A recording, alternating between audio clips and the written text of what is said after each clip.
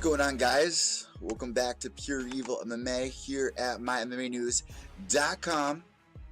I'm your host, as always, Evil Eddie, and we have an amazing show set up for everybody today between Dana White's Tuesday Night Contender Series that went down last night with hometown hero Nick Newell. If you did not catch it, well, you have a minute for a spoiler alert because it's going to be coming up in just a minute. Also, Darren Till versus Woodley, or let me rephrase that, T. Wood versus Darren Till, but where's Colby?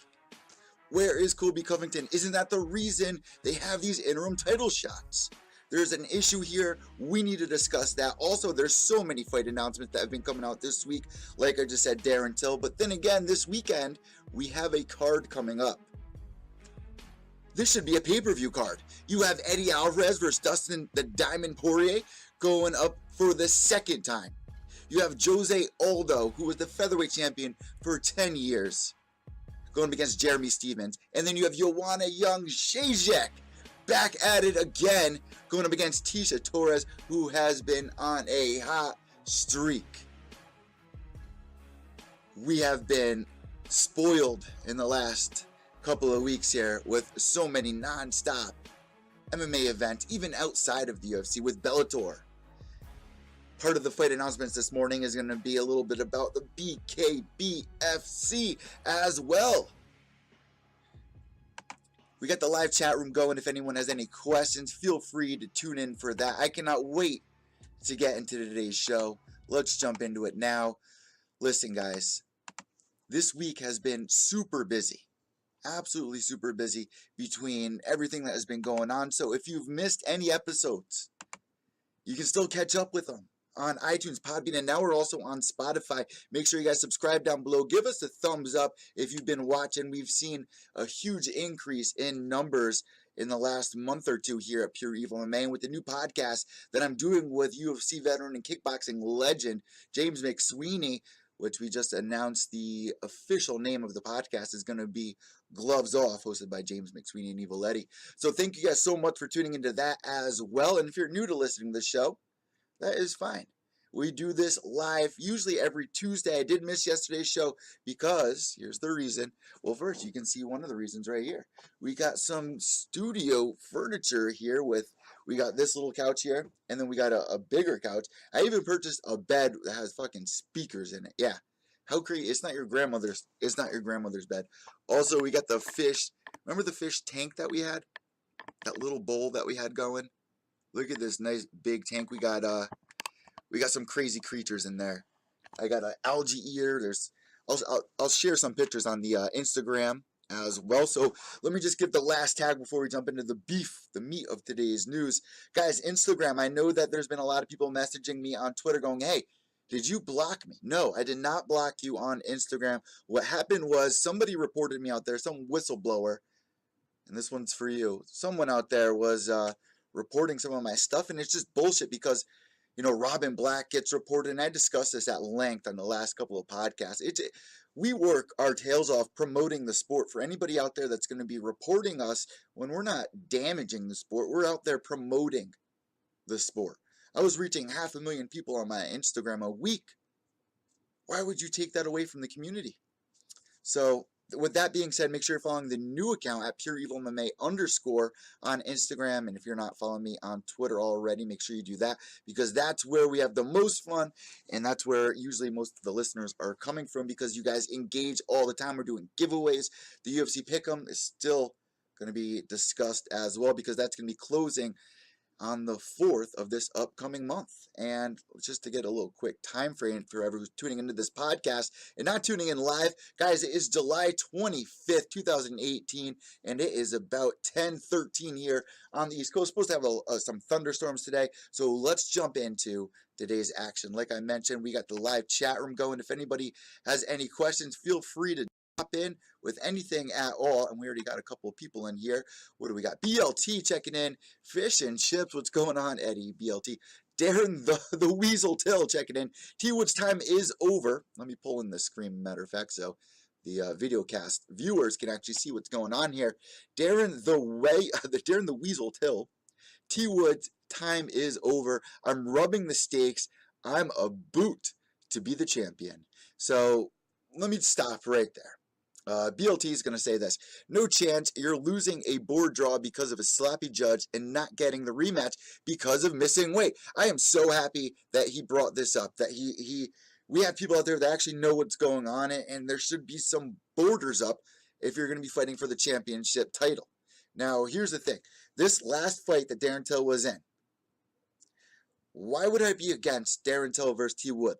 Let me start with exactly what BLT just said. First off, he missed weight in his last fight. That was a huge fight going in there against Wonderboy, who really is the #1 contender. Everyone is against him because he's not putting on exciting fights. Well, is that really the issue? Because if T. Wood wants his big fight, his big dream day fight, you have Dana White out there getting so angry at the fact that T. Wood has not been putting on some exciting performances. It is not all on the champ. You can't put all of that on the champion. Let's look at the last fight that Woodley had, that Darren Till had against Wonderboy. He's equal to blame there. So do you really think that they're going to be going in there and putting on a banger? I don't know what to expect, because we did see Till's last fight before that. But that was really the only shining moment. In my opinion, I think Darren Till's doing an amazing job. I just do not think that he is entitled for this championship fight. I really don't. I am against it. The interim title shot where he had Colby Covington, it's just a slap in the face now. Listen, I know there's a lot of people out there that do not like Colby. I understand that. But what he was doing, and especially for this welterweight division, was amazing. Absolutely amazing. T. Wood had finally stepped outside of that bad guy, persona. And now you have somebody who's going to play that role. He's pissing everybody off, getting everybody to talk about it.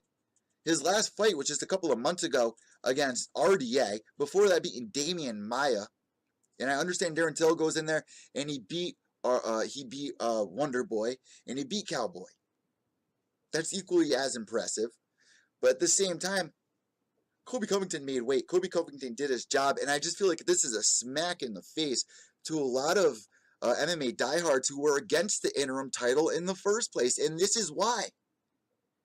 This is why there are so many people out there that do not take this belt seriously. And for Colby Covington, who, how good can you really feel holding that title? Here, let me pull up the slideshow. And we're going to be getting into Nick Newell in just a minute here. Let me pull this slideshow up.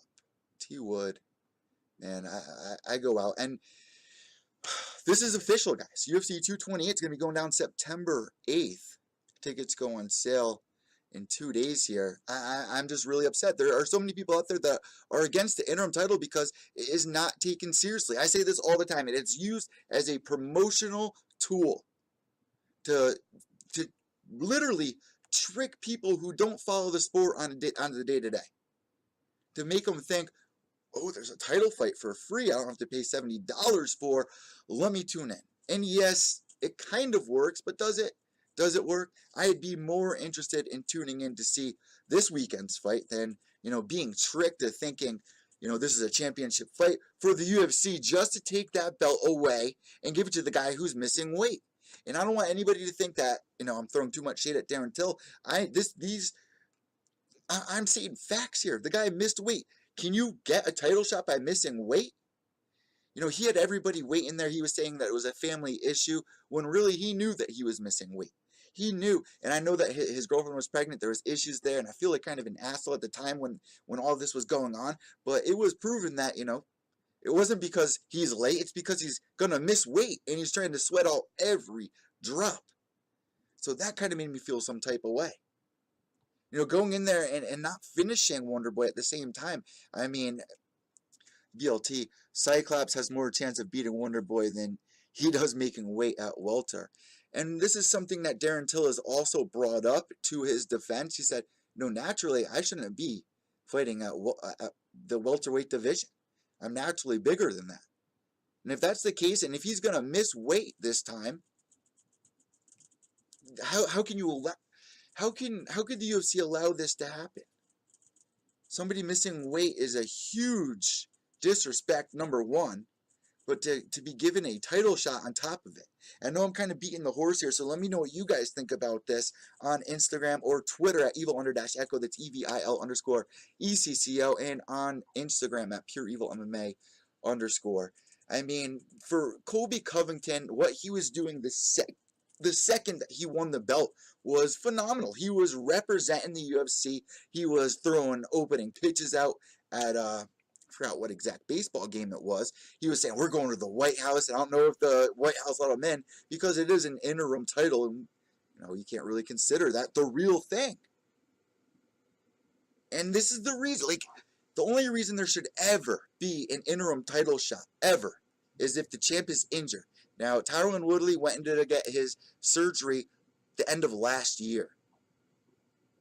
They did not need to make this interim title shot if they were just going to do this in the long run. If anything was fair, you have the interim shot for the #1 contender against Till versus Colby Covington. That's what you do there. This is just confusing and it's absurd. Listen, when we had that last fight, and it was in the morning, we had Till versus Wonderboy. I went to my little brother's house. My little brother owns his own house in a nice town in Madison, where we grew up for a couple of years when I was in middle school going into high school. My little brother's boyfriend's family was over, and we were all sitting there watching the fight. They're all from Wonderboy's neck of the woods there in Long Island, New York. They know the Longo Gym and all that. We're tuning and watching the fight. They were bored to shit. And they all thought that Wonderboy won. Now, there was also that fight where it was just not much was going on to really judge, so who really was the winner? I scored 80% of the people I spoke to scored that fight for Wonderboy. So how does Till get the title shot after, squeezing through a fight like that, not making weight? It's just beyond me. It's absolutely beyond me. And I'm not for it. I'm not for it. So let me know what you guys think about this. This has been some of the biggest news going around this morning, and I've been seeing everybody tuning in on Twitter ranting about this, but it is official, so we have to live with it. Let me know what you think. All right, so this weekend, we have some amazing fights coming up, and it should be a pay-per-view event. We're going to talk about that in just a second. But first, what happened yesterday? So I'm here in New Haven, Connecticut. And about 10 minutes down the road is FAA. FAA is Nick Newell's gym. Nick Newell with the current record before his fight last night of 12-1. That one loss being to Justin Gaethje. And Justin Gaethje has shown his worth. It's not like Justin Gaethje hasn't fought some of the best in the world and put on the most exciting fights. He has. And that was the only loss in Nick Newell's record. Nick Newell took a step away from the game after that Justin Gaethje loss, but then he re-entered the pool this year, went in there against Luque, got the finish, raised awareness for the UFC. Now, this is a guy who has put up with people telling him he couldn't do it his entire life. There are fully able people out there right now that have no excuses to not follow their dreams. But there's people out there that shoot them down nonstop. I said this yesterday or the day before. I forgot where I said. I think I said it on my Instagram live.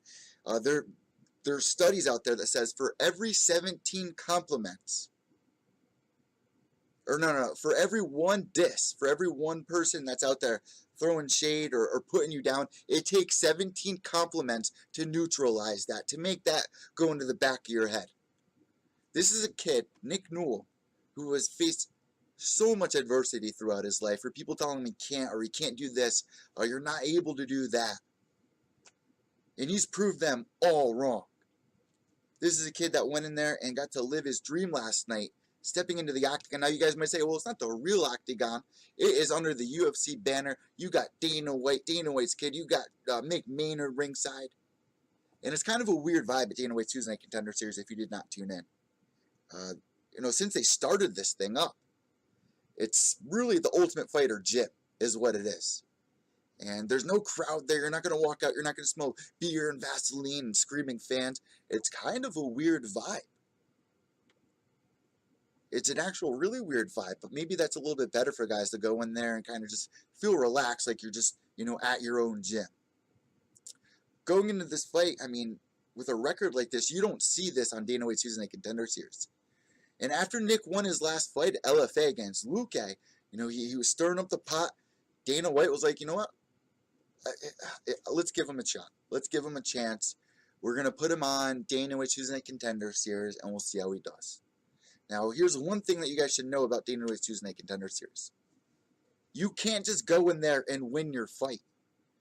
You might not have the cheering fans behind you, but you do have one thing that's going to overweigh that, and that's the fact that Dana White is there and is expecting you to get a highlight reel finish, or you're not going to get the contract. Antonina Shevchenko, before she went into her fight, I was nervous as hell because I was at her fight before that, her Muay Thai fight before that for a Lion fight.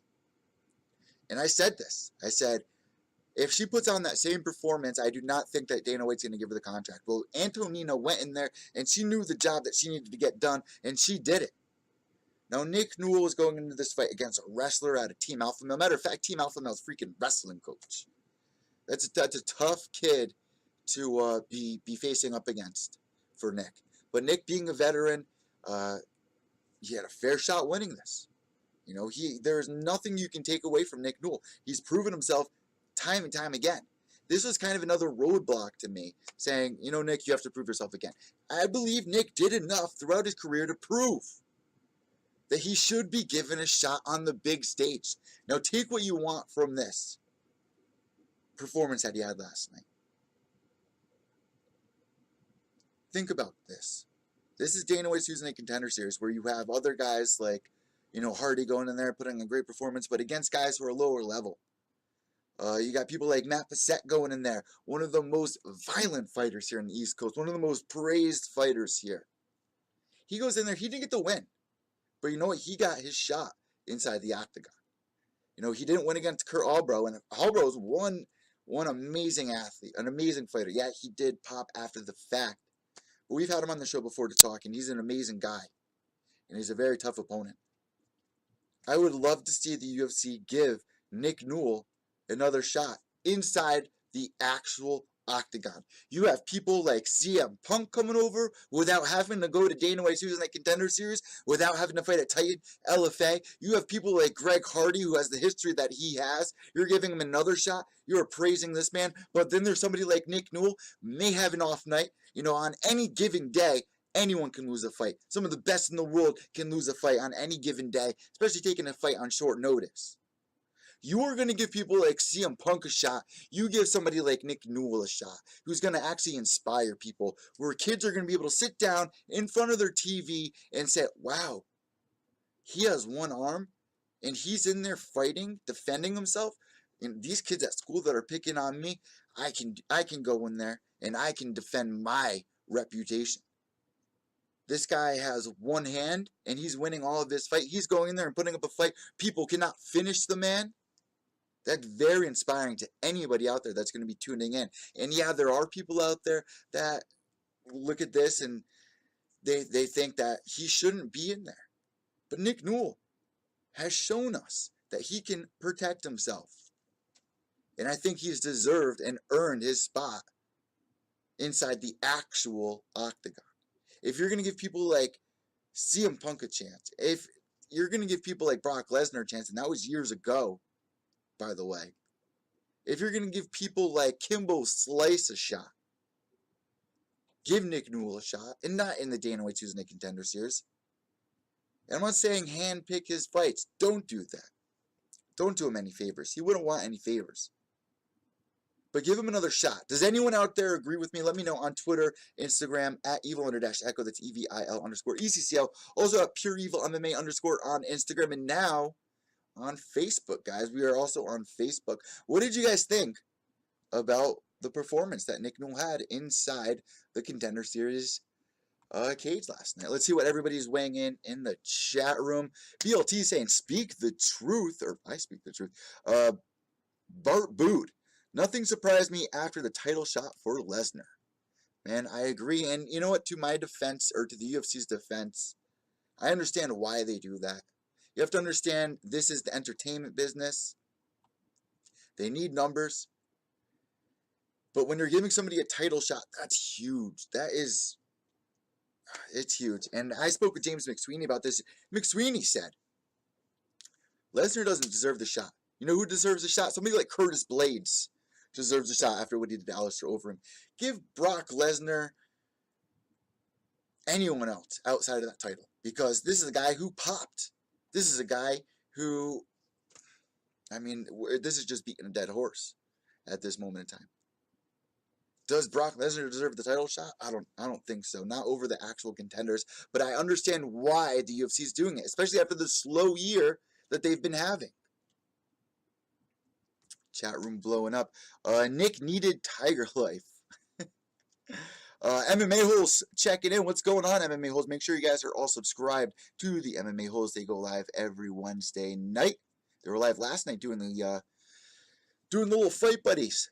BLT, Curtis versus Volkov, but I'd rather see Brock. Curtis Blades, man. And here's some additional news for you. Maybe I should wait before I drop this. You know what? Fuck it. Let's get into our fight announcements here. And let me know what you guys think about Nick Newell. Should he get his next shot? Let me know on Twitter and Instagram right here in the chat room because we'll bring it right back up once you check in. But we got some upcoming fights, guys. Yoel Romero versus Costa, November 3rd. Carla Esparza versus Tatiana Suarez. Let's start there. Tatiana Suarez coming into her own. I love this girl. This is the perfect fight for her. Carla's doing her thing. She's got the ball rolling once again, trying to prove herself. And if she beats Tatiana, it's going to prove to everybody that, yeah, she's going to be the #1 contender next. Tatiana Suarez, same goes for her. And I'll tell you what, my heart is with both these girls. But a little bit more of my heart and the way I think things should go is with Tatiana Suarez. I'm going to be rooting for both girls, of course, no doubt. But I think the way that this is going to play out, Tatiana Suarez is going to get the win. This should be an interesting fight. Two wrestlers going in there. Tatiana Suarez, if you don't know her story, it is absolutely another very inspiring story. This is the girl who was #1 in the country for wrestling.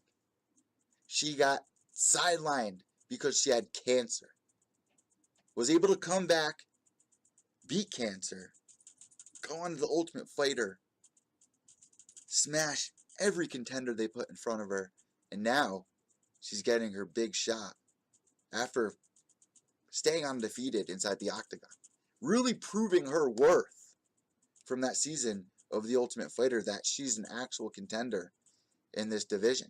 And this is a very exciting fight. Carla Esparza, I mean, this girl is a vet for the division. This would be a huge win for Tatiana, and it would cement her place as the actual true #1 contender in the division. Let me know who you guys are going for on Twitter and Instagram, and of course on Facebook as well. That's going to be going down to UFC 228. Of course, we just announced Tyron Woodley going up against Darren Till September 8th. Tickets are on sale in just 2 days here. Also, Beck Rawlings, the Bare Knuckle Fighting Championship 2. New Era. Saturday, August 25th. And then Yoel Romero versus Costa. The New Era breed here. These two are absolutely jacked. I see a lot of people out there giving a little shade against Yoel Romero, saying, you know, he is older at this point. He's, 38 years old. But one thing that you guys need to remember and keep in mind is this is the guy who entered the game later on in the stage. I spoke with a concussion specialist, Ben Velasquez, who went on to tell me, Yoel Romero is a specimen. This is a guy who biologically, yeah, he is 38 years old, but physically probably has the body of a 31 or 32-year-old. And if you know anything about mixed martial arts or sports in general, usually guys will go into their prime between the ages of 28 and 32. So where does that actually put Yoel Romero? The guy is explosive. This is going to be an amazing fight. I cannot wait for it. There's been a lot of fight announcements that have been dropping this week for us to look forward to. Maybe not agree with every single one of them. But Bare Knuckle FC, man, let me say something about that. They are putting together some really exciting fights. MMA News, MyMMAnews.com, right after that first event, tweeted this out. They're like, this is the #1 selling pay-per-view on our website ever. That shows so much. And it's not $70 at all. It's a fraction of the price. Let's check in with the chat room down here. MMA Holes, the Fort will avenge Nick's death. Yeah, Fort Sumner is going to be going in there next week. And you know what, FAA, like I said, 10 minutes down the road, me and Nick, Newell, and Justin were supposed to get together last week. Something happened. What's done is done. I will be checking in with Justin the Fort Sumner again and see how he's doing. But if you guys want to see our interview, it's right down here below on iTunes, Podbean, Stitcher, Spotify, Automatic, and here on YouTube if you want to check that out. I will reshare it as well. The MMA Holes just had the Fort Sumner on if you want to go check it out on their channel. Matter of fact, Chris told me at what was it, the last CES event when I saw Chris from MMA Holes, he was like, you know what, Sumner was actually the first guy I ever had on the show as a guest. So if you are part of our scene here, you know, on the YouTube scene, the iTunes scene, I mean, I'm trying to break into the YouTube scene. Obviously, I've been doing this for a while, but never really committed to engaging with the audience as much as I am now. And the MMA Hole is doing an amazing job opening up doors, letting me see how things really should be done, and giving me some more of a blueprint on how the show should be run here on YouTube, especially in the MMA scene. So shout out to Chris. Make sure to give them a follow at the MMA Holes. But yeah, next week, Fort gonna avenge Nick's death. I love that, and we can only hope for the best. BLT checking in. BKB looks like a fun card, and you know what? There are still more matchups to come. I've been talking about James McSweeney trying to get on that card. He's been offered, but he told me the price has to be right, and that's the thing. If you're gonna be bringing over these big names, you got to have the money to back it up. You got to be able to pay for the fighters, and I think that they're going to be able to get more sponsors, especially since the first event was an absolute hit. Baroni versus Felony, or Baroni and Felony. Yeah, you got Crazy Horse up on this card, which is very exciting. If you know anything about Crazy Horse, I mean, the guy doesn't even train before his fights. He just goes in there and goes sick. And he's got pieced up in his last fight, but every time he goes in there, there is some drama that gets stirred up, and stirred up quick. Also, yeah, Phil Baroni is going to be going in there up against Chris Lieben. Two guys. I mean, look at Phil Baroni. He was just on my boy Adam Hunter's podcast a couple weeks. He's always on their show. And he's a really funny guy. And I'm going to be trying to get him on me and James' show because James is really close to him. So tune in either next week or the week after. We'll hopefully be able to get Phil on. And this is great. These are the guys that you want to watch in a bare knuckle boxing fight. Or bare knuckle fight. You know, Bobby Gunn, a huge name. Actually, Bobby Gunn was the first person, or one of the first people I ever interviewed on a podcast. Shout out to CSS Radio. I no longer am in contact with them, unfortunately. I don't even know why, but that was the first platform where I got to interview Bobby Gunn on. MMA Holes. I feel Till versus Woodley will cure racism. Hey, I don't know. I mean, come over here to the East Coast. Racism is very little percent of racism goes on here in Connecticut, especially New Haven. I mean, we are all in a melting pot, and you guys know my view here when it comes to racism and all that drama. I mean, I'm somebody that grew up the only white kid in my neighborhood. Before I moved out to Madison, when I was living in New Haven, I was the only white kid in my entire neighborhood. That didn't bother me. I never felt like I was out of place.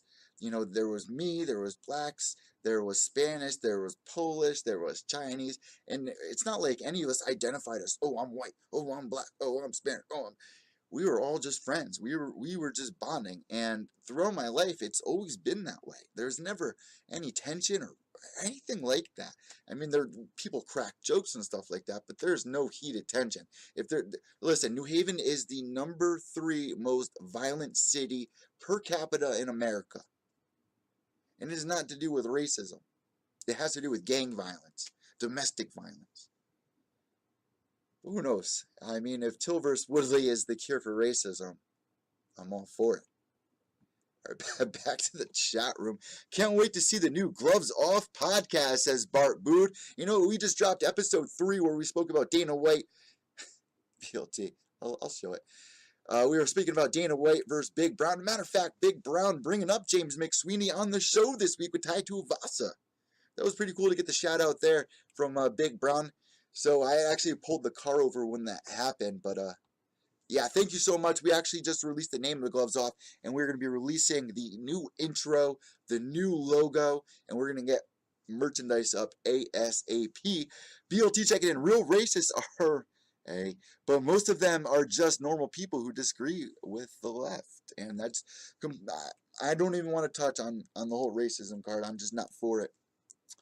The MMA host saying, I have a dream. All right, we need to move on with some more fight news here. This weekend, we have upcoming fights with Eddie Alvarez versus Dustin Diamond 2. And this was a runner-up for best fight in 2017. I cannot wait. This should be a pay-per-view card. The way that this card is stacked, let me pull up the exact order of this card, because if this was 2016, 2017, there is no way this would not be on a pay-per-view card. There is no way. You also have Jose Aldo going against Jeremy Stephens. This is a huge fight for Jose Aldo, and I've heard a lot of people say if he loses this fight, they would not be surprised if Jose ends up retiring. I would hate to see that after the run that he's had. Yeah, he lost to Conor McGregor, but look what he was able to do against Frankie Edgar in the fight after that. How motivated he was. Yeah, I mean, Max Holloway, take nothing away from those losses that he had against Max Holloway. Look at where Max Holloway is at right now. He is one of the best at 145. Ever, in my opinion. I mean, Jose Aldo as well, take nothing away. This guy held the belt for 10 years. Between the WEC, going into the UFC, nobody could touch him. The fights that he had with Chad Mendes, I mean, come on, guys. This is an absolute legend. I would hate to see him walk away from the sport, and he's still ranked number 2 in the division. Jeremy Stephens ranked number 4, but Jose Aldo, man, 30 fights now, 26-4. That is so remarkable. You know, here's one thing about Jose Aldo that we haven't seen his last couple of fights, and he's had reasons, apparently, to say why he hasn't used them. But the leg kicks. Jose Aldo, when you think of Jose Aldo, you think of your favorite fight. I mean, come on. Jose Aldo is the leg kick king. And we did not see that in his last few fights. I thought that was very weird. So looking back at Jose Aldo's record, UFC 218, the loss December 2nd, 2017 against Max Holloway. UFC 212, lost to Max Holloway. Before that, the win over Frankie Edgar. Before that, the loss to Conor McGregor.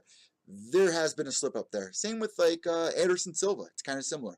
And we fell to Chris Weidman, and after that, it's kind of rocky to get back on his horse. But he picked up a win. Before that, having the win against Chad Mendes, 2014. Ricardo Lamas, 2014. Chung Sung Jung. Frankie Edgar. Chad Mendes. Kenny Florian. Mark Homnick, if you guys remember that fight. Holy shit. Manny Gambarian. Uriah Faber. Mike Brown. Cub Swanson. Chris Mickle. I mean, come on. This is going back and back and back. This guy was untouchable. What can he do in there against Jeremy Stephens? Now, Jeremy Stephens has also been in the game for years as well. And people forget, Jeremy Stephens has been in the UFC for over 10 years. And he's only 32 years old. He's got those heavy hands, man. This should be an amazing fight. Definitely potential fight of the night right here. He's coming off that win to Josh Emmett back in February. Before that to Doo Ho Choi. Before that to Gilbert Melendez. His last loss coming to Renato Maciano back in 2017. And another loss to Frankie Edgar. He had that 2-fight little spurt there where he lost. But now he's back on the horse. This is great. This is going to be an amazing fight. I am leaning towards Jeremy Stephens here. Henry Ford checking in. McGregor changed Aldo's bum life. You know what? It's so sad how he fell after that. And in a lot of people's minds, that's the defining moment for Jose Aldo. And it's so sad. A lot of new fans nowadays, they weren't there to watch what Jose Aldo accomplished, what he built in the mixed martial arts community. Conor McGregor, yeah, he came around. He literally brought the featherweights to pay-per-view cards, to headlining pay-per-views. That was a thing. But did you forget about Chad Mendes versus Jose Aldo? Did you forget? Like, there are so many fights that Jose Aldo was in that had us at the edge of our seat, that were just squashed by so many people because of this Conor McGregor fight. It's so sad. And listen, that was one of the most exciting moments in my life. I'll never forget the moment in the build-up to, what was it, UFC, not 180, it was originally supposed to be UFC 189. I mean, that whole mess. What was it, UFC 192? Conor McGregor versus Jose Aldo. I will never forget the moment that he went in there and knocked out Jose Aldo. I let out the biggest scream. Me and my ex-girlfriend just looked at each other. We're literally hugging, jumping up and down, So excited, felt so fulfilled. I mean, when you are so attached and emotionally involved in something like that, and all my friends that were there that were at that pay-per-view party, I tried informing them of where Connor was at the time, and where Jose's at, and what he's accomplished, and I was so nervous for Conor McGregor. I wanted Conor to win. I didn't think he was going to be able to do it. And the way that he did do it was just, I'll never forget that moment. But also the Jose Aldo versus Chad Mendes rematch was another moment just like that. With that bomb. I mean, the first fight with that bomb knee. Running up into the crowd, jumping out of the cage. That was an amazing moment. And now he's back, and I would hate to see him walk away if he does lose to Jeremy Stephens. Also on this card, let's talk a little bit about Joanna Jędrzejczyk versus Tecia Torres. Now, Joanna Jędrzejczyk, little rocky right now. Joanna Jędrzejczyk, the former champion. A little weird not to be able to call her Joanna champion. BLT checking in UFC 194. Thank you for that. BLT, what Aldo did to Frankie a year or so ago beat Stephens. I agree, man. If he pulls off that same performance, that same dedication, and leg kicks, I think he's got it. Stewie Griffin checking in. What's going on, brother? But Joanna, man, she's still ranked #1 fighting out of Poland. Her Muay Thai is on point. Her grappling. I mean, she does have those 2 losses to Rose. Hopefully not defining moments, though. Before that being Jessica Andrade. Listen, Jessica Andrade, look at Jessica Andrade right now. Look at where she is at. Look at what Joanna did to her. Do you guys remember what Joanna picked her apart? Jessica Andrade, when after that fight, yeah, she's put together some amazing performances. She destroyed Claudia. She's been running through competition ever since then, but Joanna picked her apart for 5 rounds. 5 rounds. Grueling. Before that, Joanna won against Carolina. Before that, against Claudia. Before that, Valerie Letourneau. Before that, Jessica Penne. Before that, Carla Esparza. Before that, Claudia Gadelha. Before that, Juliana Lima. I mean, this has been going on since 2014, despite those 2 losses to Rose Namajunas. And yeah, when you're fighting at the top rank, when you're fighting at this elite level, you're going to lose at some point. It was every year for the past couple of years, I've been thinking, at the end of the year, they usually have the Reebok walkouts where they're all dressed up in their gear. They have all the champions lined up together, and they do this little promo thing with smoke and dim blue lights. And every year you'd see, the champions changing. RDA, Lawler, Jose. List goes on and on. The one person that was able to defend it year after year was Joanna Jędrzejczyk. Can she get back on top? She has to get past Tecia Torres. And Tecia Torres ranked #5 right now. She's only lost 2 fights in her entire career, and against Jessica Andrade and Rose Namajunas. And I'm sure Tecia wants the rubber match against Rose. I would love to see that fight, Tecia Torres versus Rose 3. Tecia Torres also has a win over Michelle Waterson. We also have to remember, Ticia's also coming off a loss to Jessica Andrade back in February. Before that, like I said, Michelle Waterson she beat. Before that, Juliana Lima she beat. Before that, Beck Rawlings. Going all the way back to 2016 was her last loss against Rose Namajunas. She's beat Angela Hill. She's beat Angela Magana. I mean, Tecia, the Tornado, man, this is a huge fight for her. And UFC Pick'em app, they're slouching here because they still have Joanna's picture with the belt. But Joanna, both these girls have only lost 2 fights in their entire career. Somebody's 2 has got to goo. Somebody's 2 has got to goo. I guess that will work right now. Who are you guys going with in this fight? Is it Joanna? Is it Tecia Torres? Me personally, I am going to be going with Joanna. This is only a 3-round fight. Does it go to the decision is the real question. Let me know what you guys think on Twitter at evil_echo. That's EVIL_ECCO. And also on Instagram at PureEvilMMA_. Facebook, PureEvilMMA S. All right, let's check in with the chat room. Stewie motherfucking Griffin. He's going with Jose Aldo. BLT, Tecia needs to approach this fight like a speedier Godala.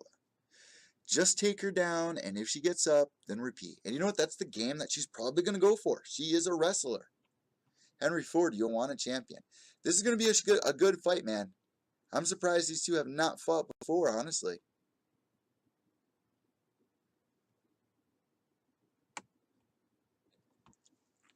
Let me see what this says here. Also, wow, 5-inch height advantage for Joanna Jędrzejczyk. How about that?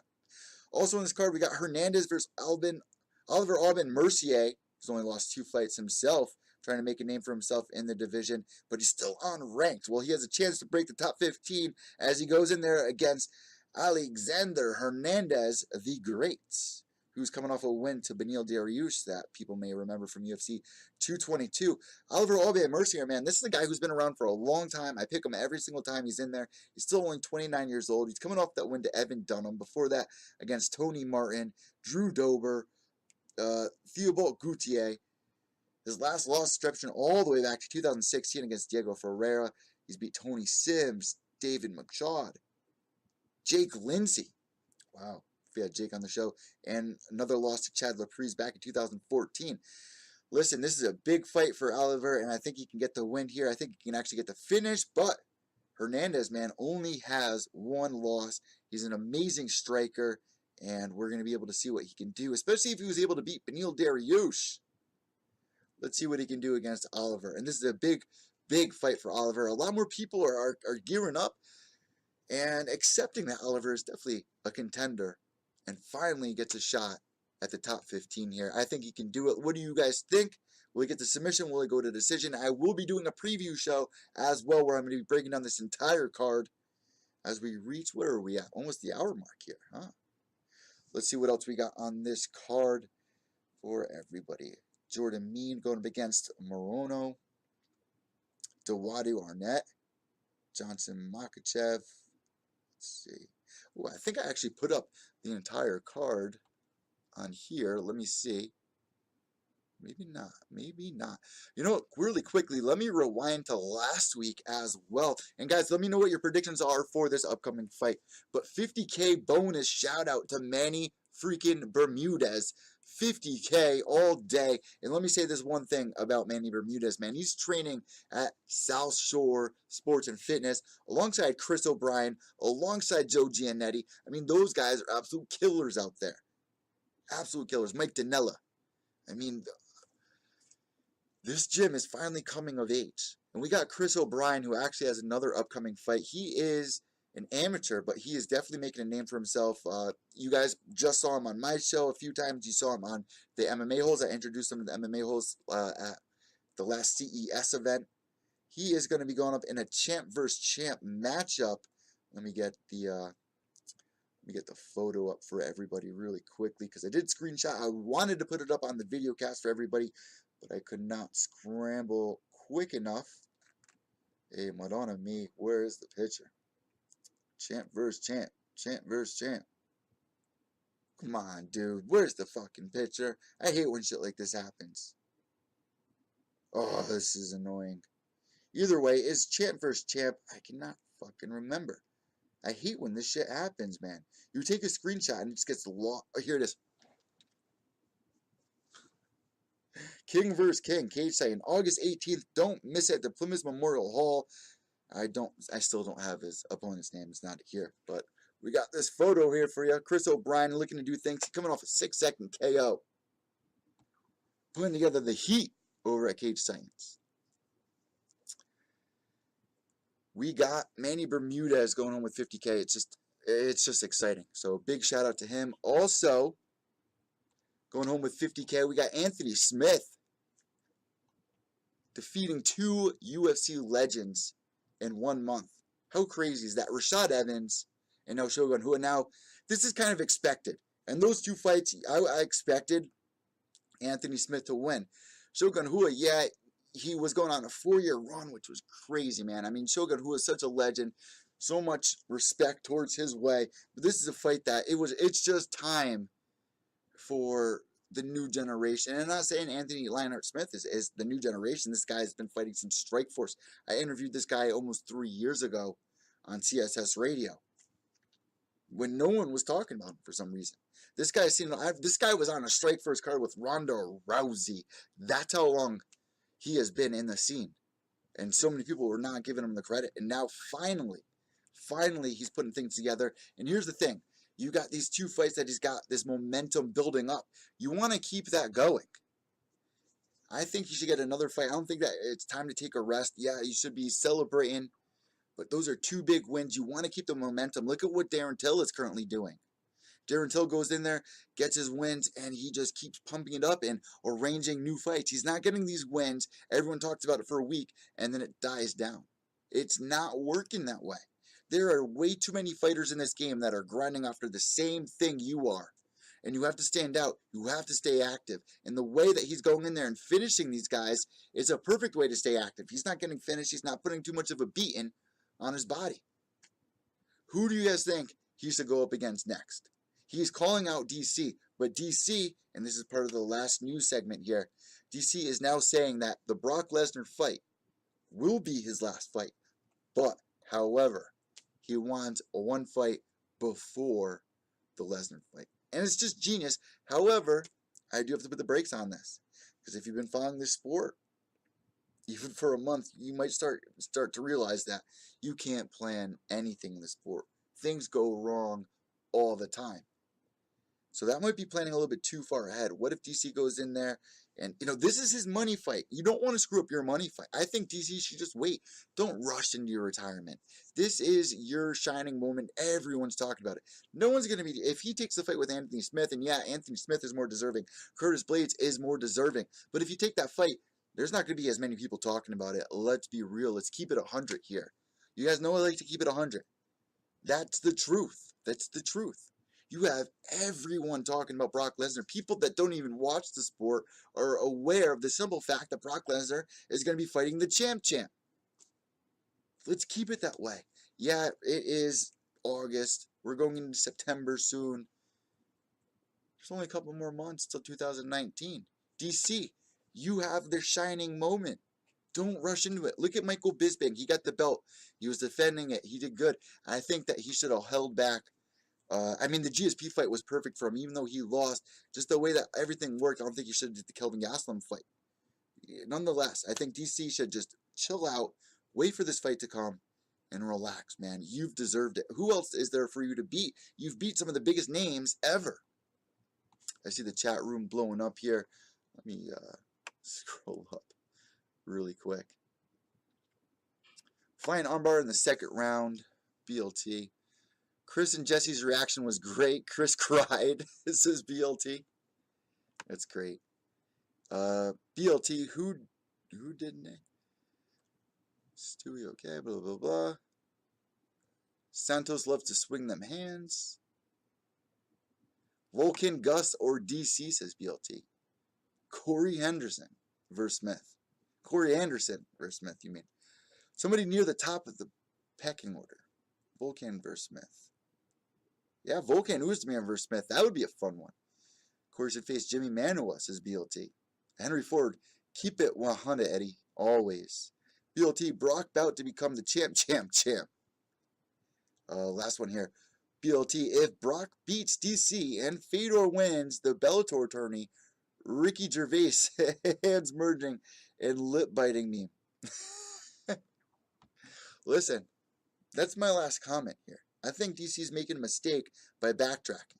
Alexander Gustafsson may be upset, but DC, how does that pump DC up to go into a fight that he already beat Alexander Gustafsson? I was there watching the pay-per-view, and I had Alexander Gustafsson to win that fight. DC won that fight. If you're looking towards the end of your career, you only want the big fights. If there's going to be 2 fights left on DC's career, let's be real. The only 2 people that he should be fighting is Brock Lesnar, now that it's on the table, and John Bones Jones in the rubber match. Yeah, he lost the first 2, and if you go back and you look at it, how he was saying, no one's ever going to want to see that after he lost to Bones in the Octagon, when he did the Octagon review. Look at where he is now. Just look at the changes that have happened since that moment. DC is now the champ on the top of the world, knocked out Stipe Miocic, who people were considering the GOAT. They were saying if he get past DC, Stipe was going to be the GOAT. That's where we're at. And that's my opinion there. James McSweeney shared his opinion on this exact subject on episode 3 of Gloves Off. Also, the best part of this entire episode, of episode 3 of Gloves Off with me and James McSweeney, was at the end, James literally goes off and roasts Mike Swig. It was probably the funniest moment ever I've ever been a part of on a podcast. I could not stop laughing between that and the selfie monkey story. If you guys haven't seen that, I shared it on our channel here at Pure Evil MMA. And if you're wondering, like, Ed, you keep talking about Gloves Off, but I'm not seeing it on your YouTube channel. I do see it on the iTunes, Podbean, Spotify channels, but I am not seeing it on the YouTube channel. Well, that's because we have our own YouTube channel. Just search Gloves Off. I will put the link down here below on Pure Evil MMA on YouTube here. And you know what? Maybe I will upload episode 3 for you guys, just because there's a lot of people that are coming over. I'm getting a lot of new listeners, especially on iTunes, which right now, let me say this, we are ranked top-notch popularity on iTunes for Pure Evil MMA and episode 3 of Gloves Off. And for those of you guys who don't believe me, I will pull it up right now. Let's see. Let me see. Hopefully I don't have to go searching for it. Nope. It is right here. Check this out.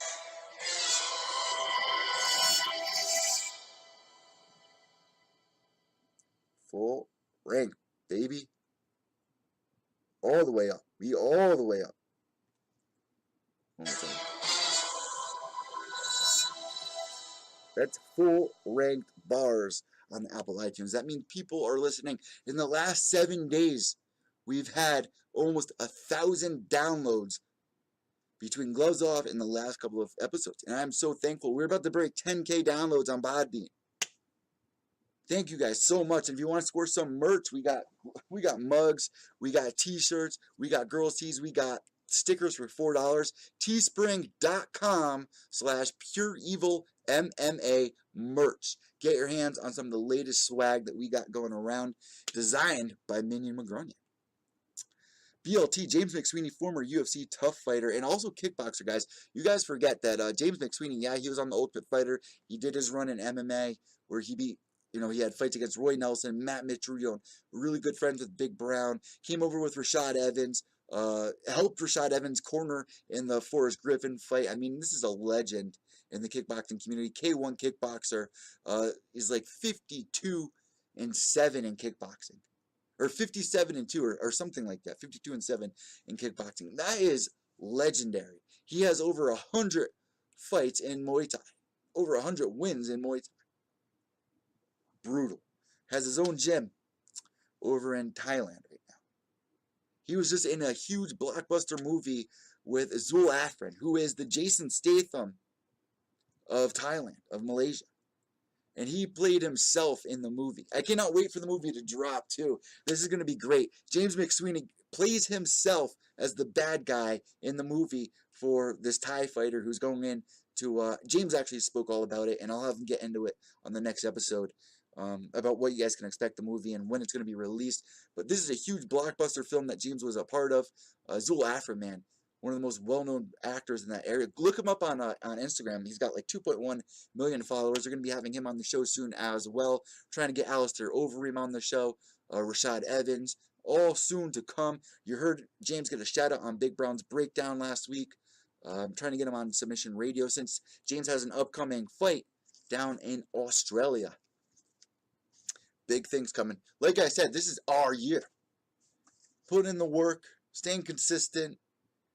I want to thank everybody that's been tuning in. It means a lot. Let's check in with the chat room before we go.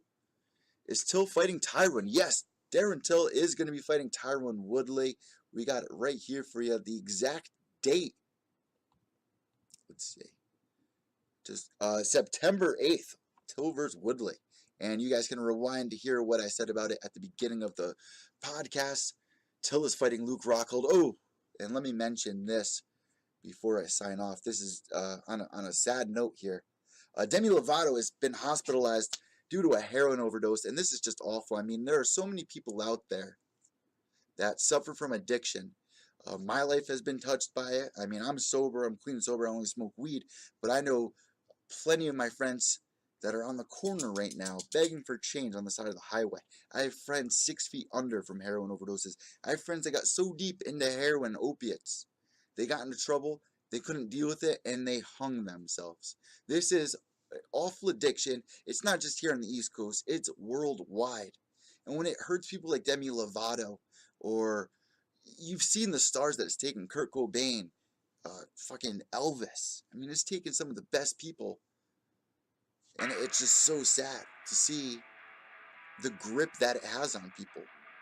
I have watched the most talented of my friends get deals with VH1 and blow it all just to get high, not show up, or you know what? Like, it's just crazy. It's crazy.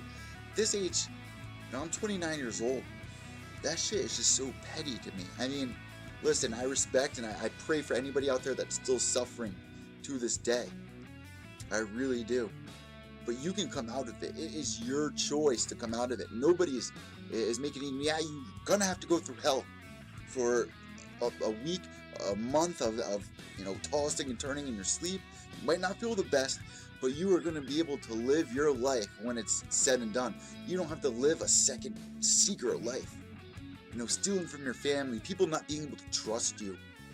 You know, and these superstars, they have so much money, they don't have to do all that dirty shit that you see people doing, begging for change. But when you have that much money, you'll probably end up overdosing. By then, it's usually too late. Thank God Demi Lovato is okay. You don't want to wish this on anybody, and the reason I bring it up is because she was with Luke Rockhold for a long time, so I'm sure he's very upset about this. She's been part of the MMA scene for a while, at shows for years. She's even a fucking purple belt. This is just very upsetting news, and I know this affects plenty of people because it affects everyone I know around me. Somebody very close to me who I'm recently not talking to anymore has had battles. A lot of my friends have had their battles with this. I've shared my stories about the battles I've had with opiate addiction and Percocets. You know, after my girlfriend passed away, that was a very dark time for me. My life has been saved, and that was my choice. No one else. You can make somebody go to rehab. They overdose. Oh, you gotta go to rehab for 30 days to do this, Doesn't matter. It's up to you. If you have the good, right support around you, and she should, you'll get through this, Demi. You'll be okay. It's up to you. We want you at 100. We want you to shine like you should be shining. And MMA saved so many lives. Look at Anthony Bourdain. That man overcame addiction. Even at the later ends of his life. I mean, it ends sad, but it's very sad when the hand of addiction reaches over and just, it takes so many amazing people. It's very upsetting. So anybody out there that is suffering or knows somebody that is suffering, I pray for you. I pray for you all. I really do, because it affects a lot of families everywhere. And it's not the note I want to end on here. So let me end with this, guys. Pure Evil MMA coming at you from the East Coast. Nick Newell, he did not win, but Justice Sumner. Next week on Event CT, we got some amazing fights to look forward to, especially this weekend where I will be doing live tweets followed by a recap. But before any of that, I'm going to be doing a preview show. We're going to be previewing this entire card. Maybe Stephen Riccardi will join me again. He did a phenomenal job on last week's show. So guys, for Evil Eddie here at Pure Evil MMA, MyMMAnews.com. White knuckles till the end. And remember, without evil, there's no purity. Behave yourselves.